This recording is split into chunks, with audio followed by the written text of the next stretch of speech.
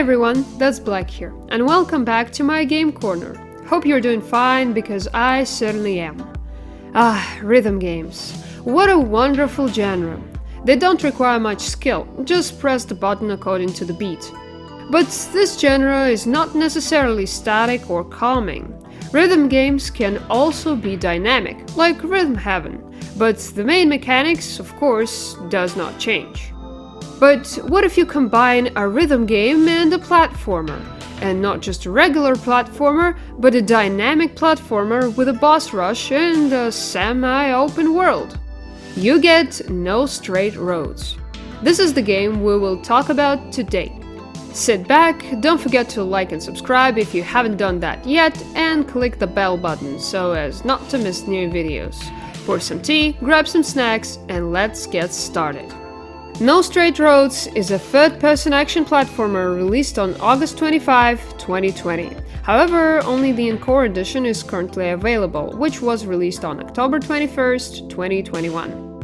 The game was developed by Metronomic and published by Fireshine Games. As I said earlier, No Straight Roads is not just a rhythm game, but a dynamic platformer, the central aspect of which is the boss rush. I was introduced to this game by the already familiar to you Bat, my wonderful assistant in drawing thumbnails for videos and at the same time my girlfriend. She was a fan of NSR long before she met me and quite quickly immersed me in the atmosphere of the colors of Vinyl City. In fact, I managed to play the game both alone and together with Bat, and also to look at the controls on both the joystick and the keyboard. Well, I played the game several times, so I have gathered quite a lot of different thoughts about it. In a sense, I'm reviewing this game not only because I want to share my thoughts on it, but also because not long ago the developers announced the release of the second part, a review of which, of course, will be when it comes out. So let's start as usual with the main plot events and the essence of the game. The game begins with a live broadcast of a music audition in which our main characters participate, guitarist Mayday and her friend drummer Zook. Together they represent the rock band Bunk Bed Junction. These two are going to bring back a genre long forgotten in this city, rock. At the moment, EDM, which stands for electronic dance music, rules in Vinyl City. In fact, our characters came to the so-called audition, thanks to which they want to get the title of a new NSR artist. NSR, respectively, are the elite of the city, on whom all its energy rests. The most famous performers and the strictest judges. After the interview, our task is to perform in front of the judges in a small arena. And yes, they wrote the tutorial into the plot. Where have you ever seen that? Oh, I saw that in… Shh! Nowhere. You've never seen that anywhere. Shut up. So what I was talking about? Oh yeah, the tutorial. Here the tutorial is integrated into the game's plot. In fact, this entire audition is a tutorial. However, despite its successful completion, the judges are extremely unhappy with the performers, which is where the main conflict begins. Mayday wants to revive rock and she believes that rockers should be noticed. But the EDM artists do not agree with her, just like the head of the entire judging group, Tatiana. They argue and the main characters are kicked out of the studio. After such a failure, we learn two things. First, Mayday and Zook overdid the plan and in general, the judges had to approve them. Second, rock can no longer be played at this very audition. Naturally, this angers Mayday even more, and despite Zook's attempts to calm her down with weighty arguments, suddenly they both collapse against a wall of harsh reality. All the energy of Vinyl City rests on the people of NSR. When the power goes out, the reserves are available only to the elite, which is what the rest of the city's residents suffer from, mired in darkness. At this point, May and Zook declare war on the NSR and decide that they must prove at all costs that everyone deserves to be equal. And to do this, they go to hijack concerts of the NSR. So, right after the introduction, we go to hijack the first concert. Respectively, we go to the first boss. Yes, without any preparation. At first, I did not believe that the boss really needs to be defeated. Well, you know, sometimes in games there is such a cool script that you're given a boss and they are supposed to kill you, so that you start from scratch and then come already prepared. However, no, it does not work like that here. Well, meet DJ Subatomic Supernova, or simply Nova. Formerly a university professor, now a DJ who rocks the Club Planetarium. Plays in the Disco Stellarum house genre. Nova basically embodies the entire universe, acts extremely arrogant and confident while speaking very calmly. It just so happens that Nova has become one of my favorite characters because of his themes and beautiful speeches. Naturally, since Nova is a DJ, the battle with him takes place on a huge vinyl that spins in a certain direction. On the vinyl itself are planets that can move depending on the beat. And yeah, all bosses move and attack exactly to the rhythm of the music playing. The player can move as they want. Subatomic is a quote-unquote flying boss. That is, you can't get close to him and attack him directly, so we have to hit him with notes, which can be obtained from planets that can be hit. Or you can activate transformers and they will also damage Subatomic. Depending on the phase, Nova will have more and more complications in the arena. And there is also a calmer part where you can parry some attacks. It is enough to simply hit on the beat, exactly during the attack. The first time I even managed to do this, but on camera I could not, although I tried. The final phase is supposed to have the player either dodging or parrying Subatomic's attacks. I tried to parry them, but it didn't work out so well. At the end of the battle, Nova will go to the orbit, screaming something about billions of planets. As the first boss, Nova is pretty simple and has all the mechanics that were used in the tutorial. Overall, he's quite dynamic and interesting, but for me it seemed a little sudden. Maybe because he's the first, he is just too simple. But he has moments that were not so easy for me. For example, that damn beam was pretty nerve-wracking. In fact, this shows that the boss is well balanced. Oh, by the way, some of you probably noticed this thing on top. On one side it says EDM, on the other rock. During the battle with each boss, this scale will move to the rock side, which is why the music will change from the EDM version to the rock version accordingly. After the performance at the Club Planetarium, Tatiana appears on the screen, clearly unhappy with this arrangement. Of course, some children are trying to interfere with her usual order, causing chaos in the area. In fact, Tatiana is sure that she will be able to cope with the rebels, but we know what will happen next. Rumors about the rockers who hijacked the DJ's concert spread quickly, causing the main characters to become the center of attention and even begin to gain fans. This is how we meet Cliff, a guy who will give us information on the bosses we will encounter. He used to be close with another rock star, Coalfire. We will find out who it is later, but remember the focus on her. Well, and because of the connection with her, he naturally supports the initiative of Mayday and Zook.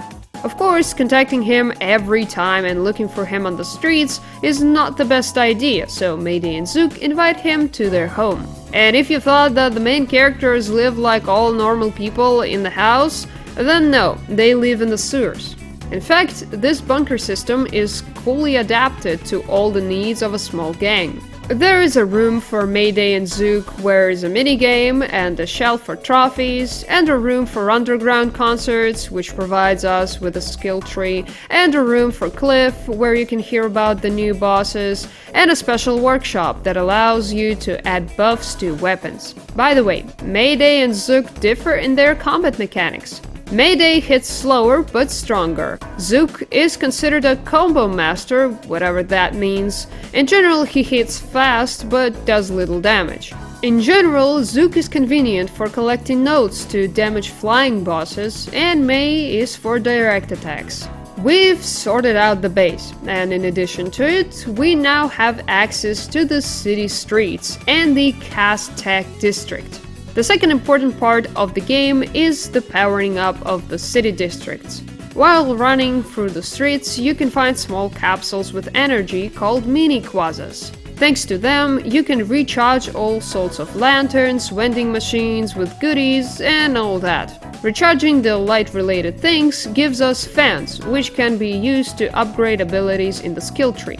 In addition, you can see cool graffiti on the walls. This is a feature of the Encore edition of the game. Each drawing here is a work of fans. In addition to the fact that they are simply there, you can also put them on your guitar case. It looks really cool, to be honest, and this is a great way to interact with the community. I hope there will be something like that in the second part.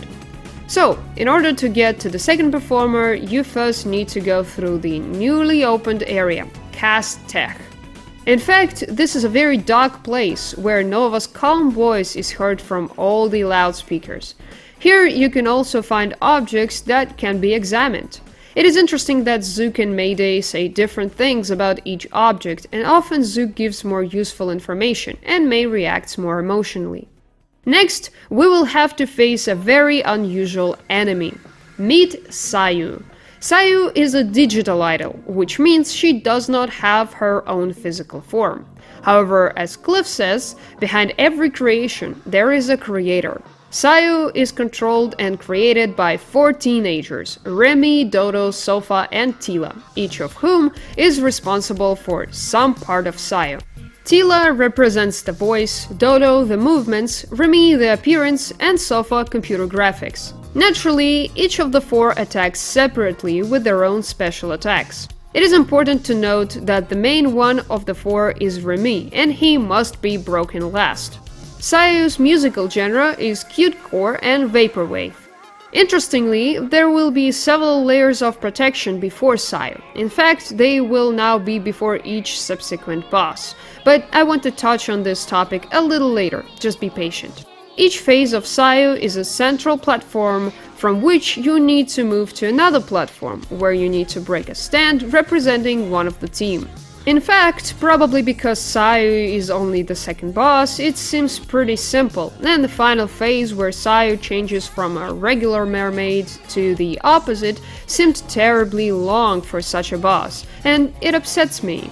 It upsets me more because the bosses in the game are extremely original, and you'll understand this a little later. Sayu has enough originality, of course, but it still seems to be missing something. Regardless, the final phase was more or less to my liking, because it's more dynamic than jumping around on platforms. The escape section before that also looks pretty nice.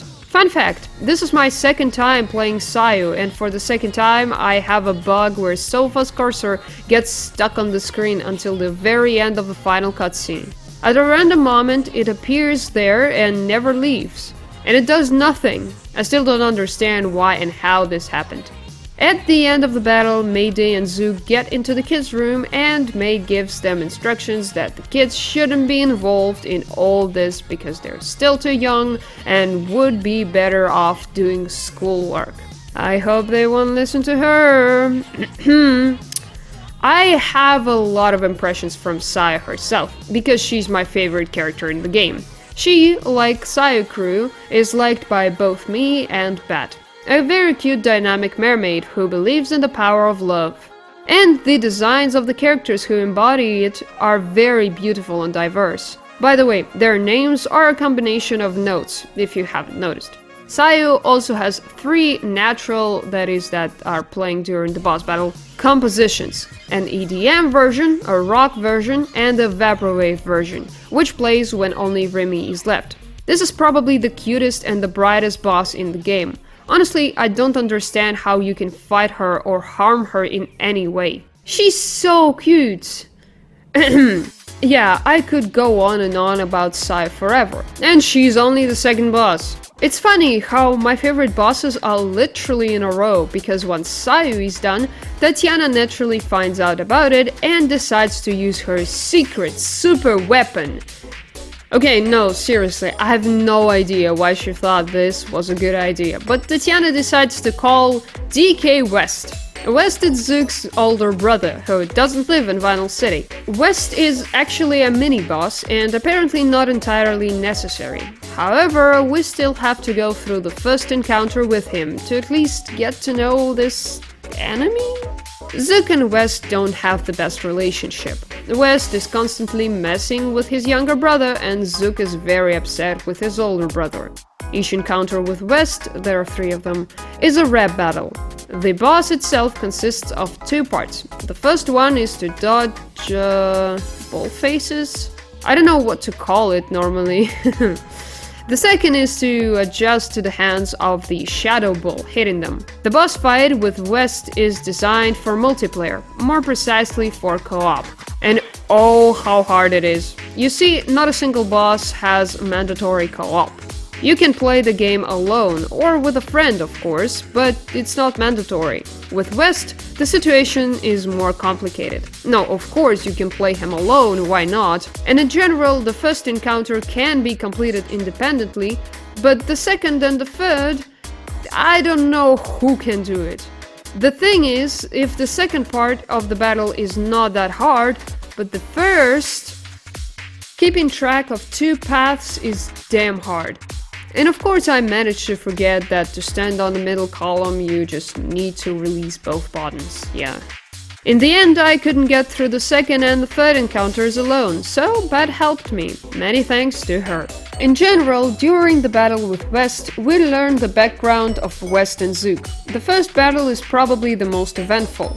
Here Zook and West talk about school and college. West thinks that his brother copies him in everything, and also that he stole his friends with that. Zook, in a sense, considers West a coward and a loser. It is important to note that West has a deep anger at Zook for stealing a certain Nadia from him, with whom the elder was in love. What I like here is that West, out of anger, stops rhyming normally and switches to aggression, shouting that Zook is nothing and nobody without West. This encounter ends with nothing, except that May sees Zook's aggressive side and believes that he should reconsider his thoughts about his brother. Overall, West can't really do anything to us, except to tease Zook once again. But damn, he's so cool! West himself is actually an awesome character. He's funny, silly, and he's also a bull. I love bulls and cows. If there was some kind of West figure or plush toy, just know that I would definitely have it. Well, I'm just saying, I'm not hinting, of course. Honestly, even after all encounters with West, I'm more on his side. Yeah, maybe he's also to blame for a lot of things and all that, but what Zook said, in short, you can't forgive something like that. So, okay, more on that later. Having dealt with West, we have the opportunity to go to the next boss. In the meantime, we drop into the newly opened Akusuka district, the cutest district. There are Sayu ads everywhere, all sorts of cute things, and at the exit from the district there is a store where you can find a reference to Doki Doki Literature Club. Is it just Sayu then? The next character we meet is Yinu and her mother, a little girl pianist playing in the neoclassical genre. The girl is only 9 years old, but she's already a star of the stage. You even have to buy tickets to her concert. Yinu is both a flying and a static boss. Her first phase is pretty simple, you just need to break the gate. Then her mother appears and leaves the piano above the stage. After that, you will have to first knock down the strings that hold the piano to weaken the boss, which will allow you to get closer and deal damage. It is most convenient to hit with Mayday here, because she deals pretty good damage, and with all my upgrades, she's generally awesome. In general, Yinu is not a particularly difficult boss, and she probably has the most readable triggers. The melody is very clearly matching the timing of the hits, which makes fighting Yinu easier than other bosses, because not all of them have such readable beats, in my opinion. Despite this, the last phase gave me problems. Remember I said I'd talk about protection levels later, right? I think it's about time. Each boss has levels of protection. Something like a few sections with regular enemies before you get to the boss. And everything would be fine, but the camera doesn't rotate in these sections, damn it! And in them, if anything, you also have to jump in certain places. And tell me, how am I supposed to even see if I'll get where I need to go if I can't see what's on the side of me? And this is a real problem. I more or less got the hang of it over time, of course, but this is some kind of punishment. It's terribly inconvenient because you want to turn the camera to make it easier to understand when and where to jump, but you can't! Your viewing angle is what it is, and screw you, the camera doesn't turn! It's impossible and really annoying. It is such a terrible problem.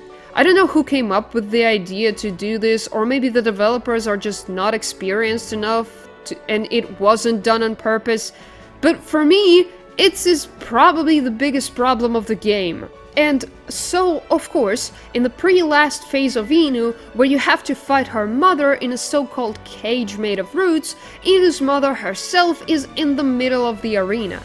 And when the player goes forward, they can't see the boss behind them!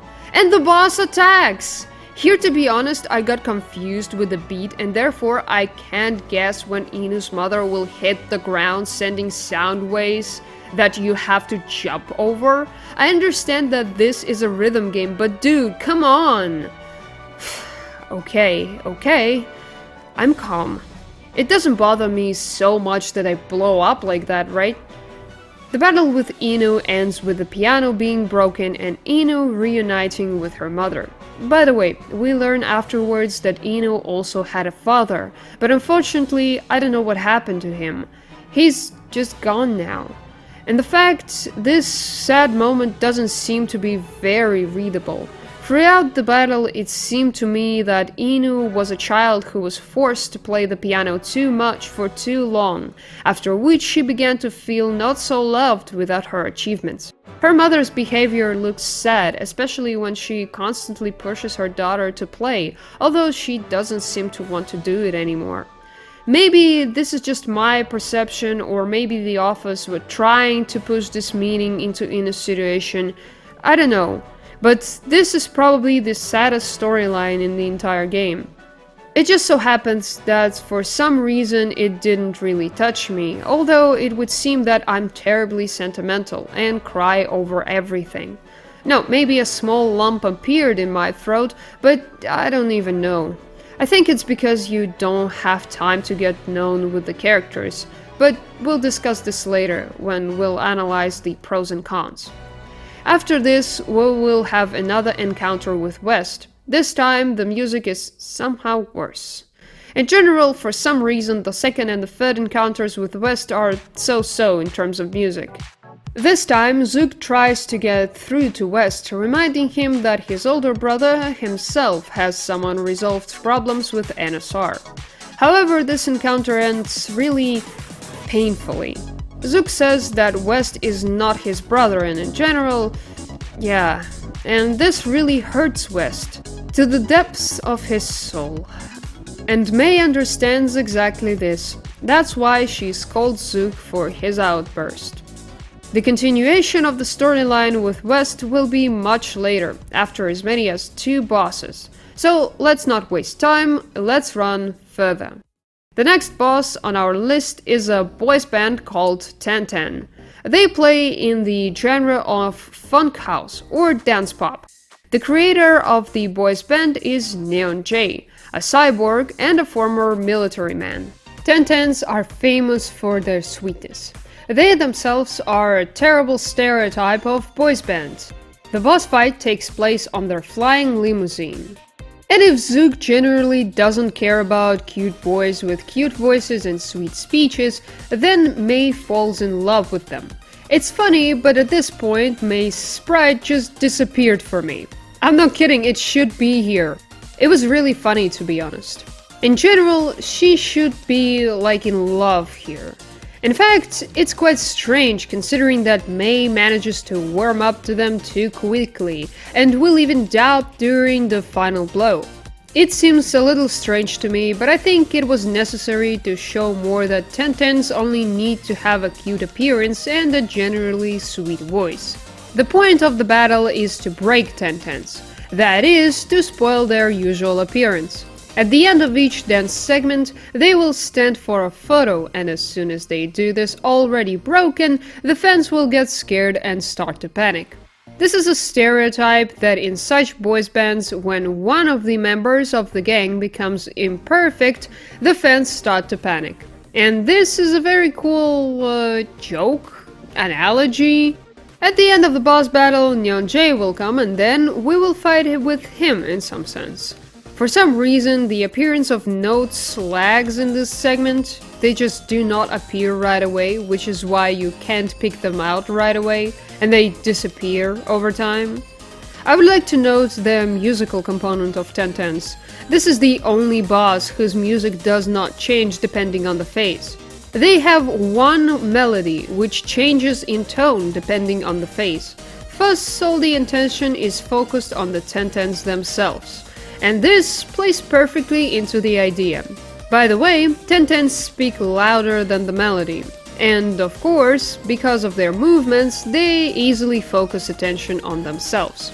Interestingly, I even managed to knock out a couple of parries during the encounter with them. After the fight with Ten-Tens and Neon, Neon starts playing Drama Queen and pretends that we came here to kill him. Which is not so convenient. Oh, and he also talks about his past for a long time, right up until the moment when the screen goes black. I didn't really listen to what he was saying. Sorry, yeah. I don't really know what to think about Ten-Tens. I was initially set on the fact that they were very empty characters. And in fact, that's essentially the case. They literally have no character other than their sweet talk, of course. But that's what makes them special. In fact, it works great for their idea and shows a deeper problem with the community. Man, I'm a little too much into these tin cans. The only thing I really don't like about them is that Neon J is a former military man. It is so out of place with his music genre and general environments. His backstory just clashes with each other. Maybe it's just me, but I can't accept that a military man is surrounded himself with pretty boys and decided to target an audience of teenage girls. Don't people like that usually have PTSD or something? It's not that important anyway. Now we have a new area called Metro Division. It feels like if the Akusuka district was remade for the Ten-Tens. No, I really think they're similar. In a way, I even like it because, well, I like Sayu and everything that's associated with her. So, there is one EDM artist left. And oh, I don't know how to describe this. Let's start by saying that Eve has been seen before in the cutscenes. And that she's not just a music artist, but a literal work of art. And I'm not kidding. In fact, Eve and Zook have a story from the past, which of course will be the center of attention. When Eve talks about college, everything falls into place a little. The thing is, back in the very first encounter with West, the boys mentioned a certain Nadia, a girl from the college whom Zook stole from West. And, well, yes, you understand correctly that Eve is Nadia. In general, it seems to me that this is relatively obvious because by the end of the day, we should be shown this very Nadia, right? Here she is. The beginning of the boss fight with her completely amazed me. What kind of an introduction is that? No, I understand that Eve is very cool at advertising herself, but damn, why does it look like that? The strangest thing is that for some reason the developers did not use this ability to turn into objects, and in the boss fight Eve will just jump into paintings. The fight with her, how can I say it? Indescribable would be the best fit, but I have to somehow convey what is happening, right? So, Eve was in love with Zook, still is. And she's upset that he left her and also traded her so special for Mayday. Naturally, Eve's anger turns into physical objects, and with that into a wonderful boss fight. At some point, Eve separates Zook and Mayday, distributing them into two holes. This is perhaps the most interesting move in this battle. Zook is in the white hole. There is calmer music here, less sharp attacks. In general, the whole hall is made in a very calm, pleasing to the eye color. However, sometimes Eve can jump into a painting and move to Mayday's hall. This is a crimson hall with a very sharp environment that hits the eye, not in a bad way. There is heavier music and rougher attacks. This division is a great way to show how Eve relates to each of our main characters. She is generally very emotional and expresses herself through moments like these and, of course, art. Eventually, of course, Eve realizes that Mayday's and Zook's connection is too strong and can't be overcome.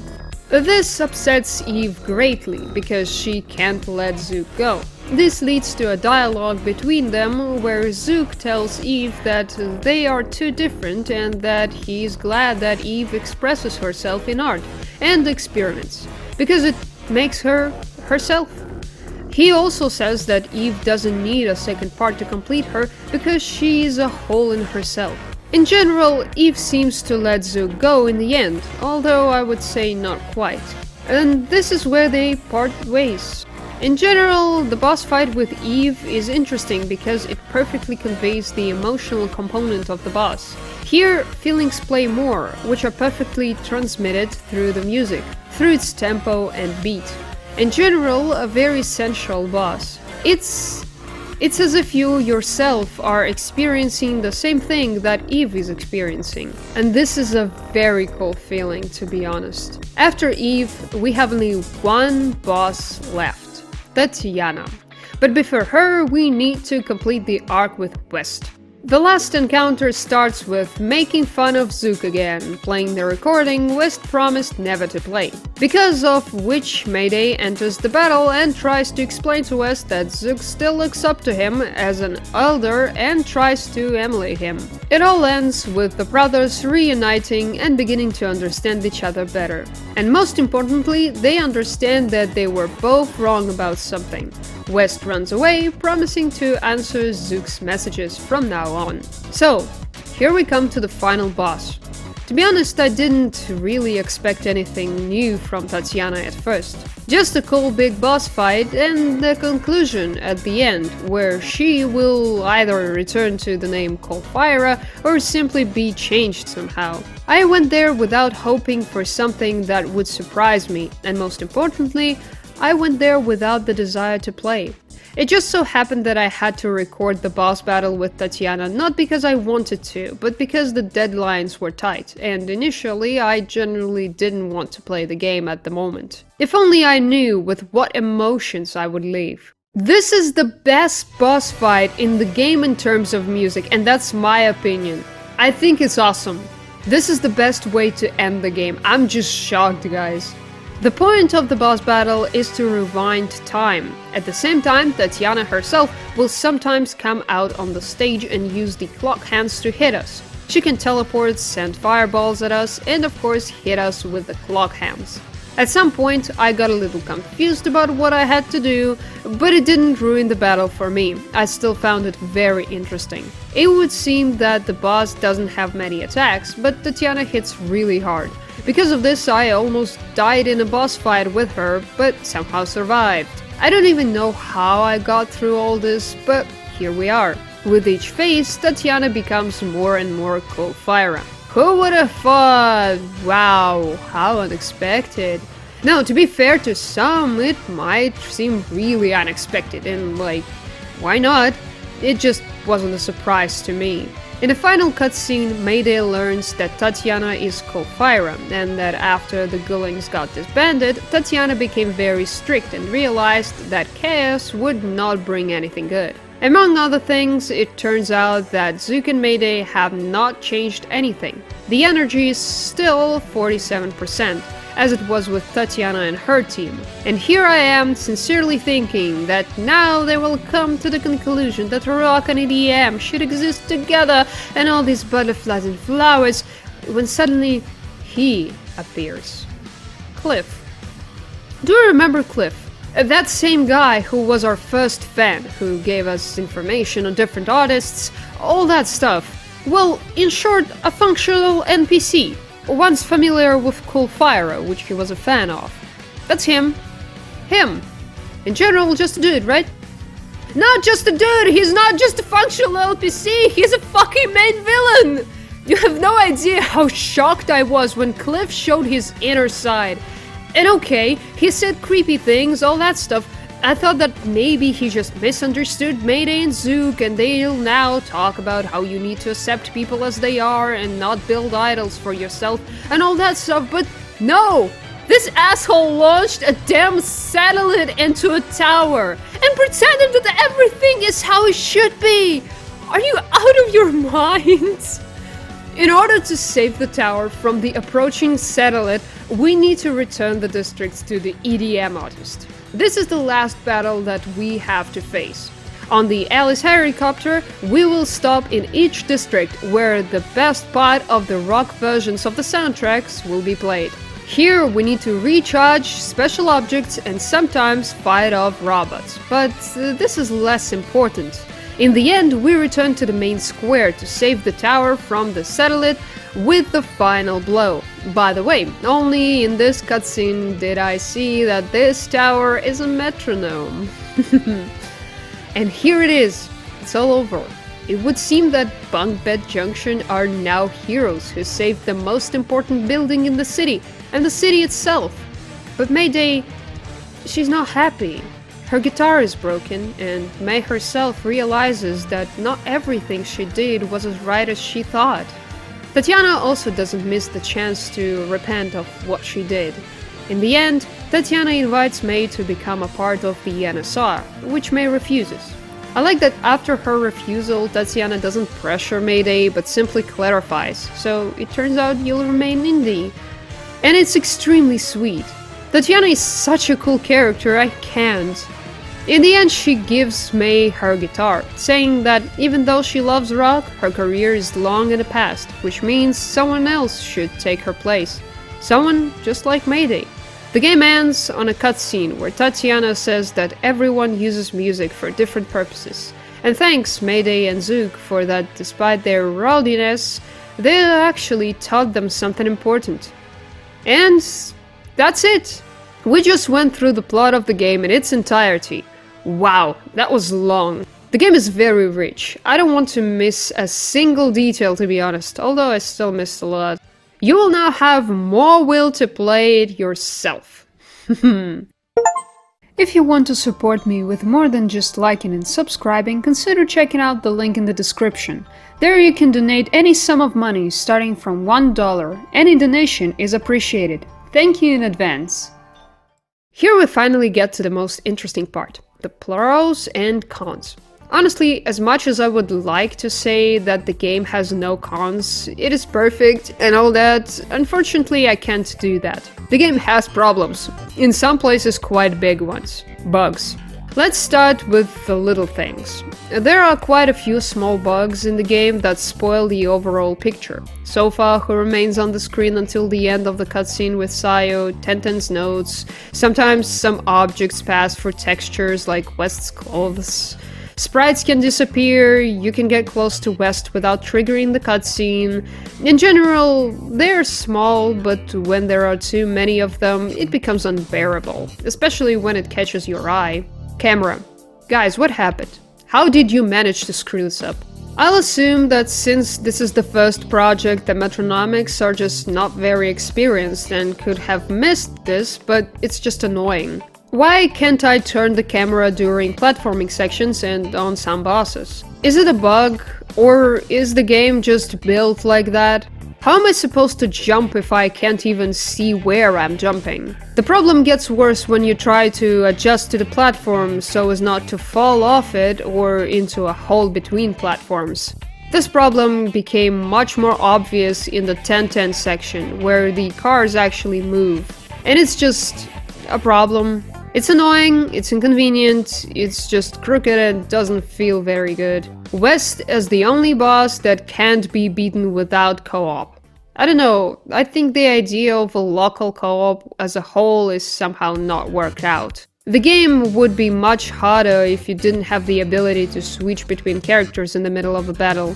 It's fun to play with friends and all that, but there's no point in it until you smash your face into West. The second and third encounters with him are just some kind of hell, and this is literally the only boss that can't be beaten alone. I don't even know what to say here, it still leaves a bad aftertaste.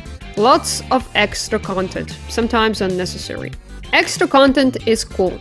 Starting the game after completing it is cool. But was a minimap, for example, really that necessary?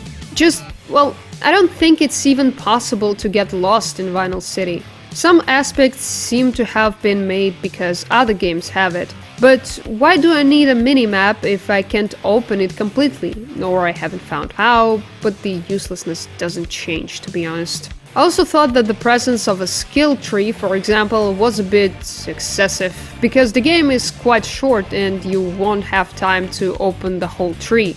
Far from it, to be honest. I think the game should be much bigger for such things. Helicopter. I understand everything, but I don't understand fast travel at the end of the game. If you feed Ellie every time she's available for it, right before the battle with Tatiana, this damn helicopter will open. It seems to me that it would have been better not to add fast travel to the game at all, especially since the map is not that huge. Then to add it, spoil the ending a little, because Ellie in a helicopter no longer makes an impression when you already know that she controls it, and in general add it at the end of the game. Subtitles. Subtitles are cool, but why, for example, does West have subtitles but Sayu doesn't, although they both sing? In general, subtitles are quite distracting, but I think this option is not mandatory. I haven't checked the settings, but that's not the point of the complaint. I don't understand why some performers have subtitles for their songs and others don't. I think Sayu deserves subtitles. You don't have time to get attached to some characters at all. This mainly concerns Nova and Sayu, to be honest. Nova, as the first boss, turns out to be less intense, and you don't have time to taste him out, I would say. Sayu turned out to be more chaotic, and I would like to see more in her. Yes, the boss fight is beautiful and all that, but the developers can definitely do better, I'm sure. Cliff's messages during boss fights. Messages during a dynamic boss battle that are not even read out are a problem, especially when they are important.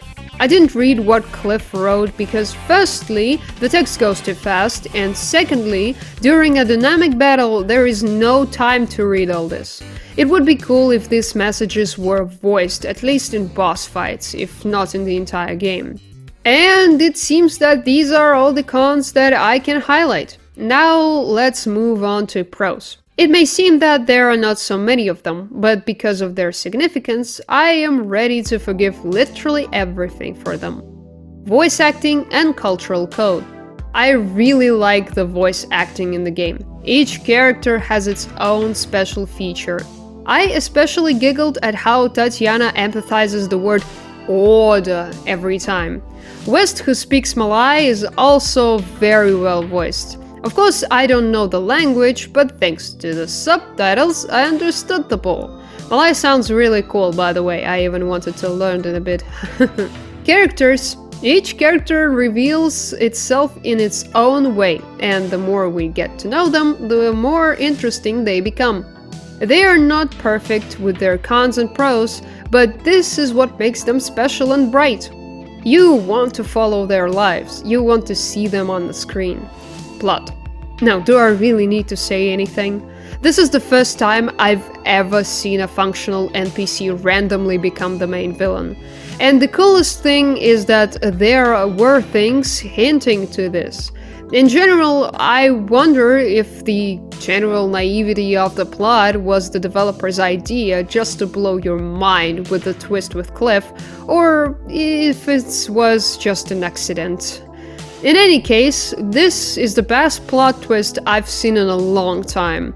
I'm just sincerely happy. I had so many emotions, and the coolest thing? This game eventually brought me to tears. They did it. Then, when I already thought that nothing would surprise me, that's why I fell in love with Metronomics. Music. The game has simply magical soundtracks. They are very pleasant to listen to, and they fit the boss fights so well. Naturally, I listen to them outside the game because, well, have you heard them? On YouTube, however, they fall under copyright. Fortunately, it is free use, and I should not get hit on the head for using them, or at least I hope so. No Straight Roads is a magical game full of dynamic battles, loud music, and touching stories. Even if it's a short adventure, it is still able to give a lot of emotions and impressions. I do not remember when I experienced such vivid emotions after the bosses. Now I can only wait for the second part of the game and hope that it will be even brighter and more intense. In the meantime, Kami Menchintaimu Metronomics. Thank you all so much for watching. Don't forget to like and comment, subscribe to the channel if you haven't subscribed yet, and click the bell button so you don't miss new videos. Have a nice one. Bye!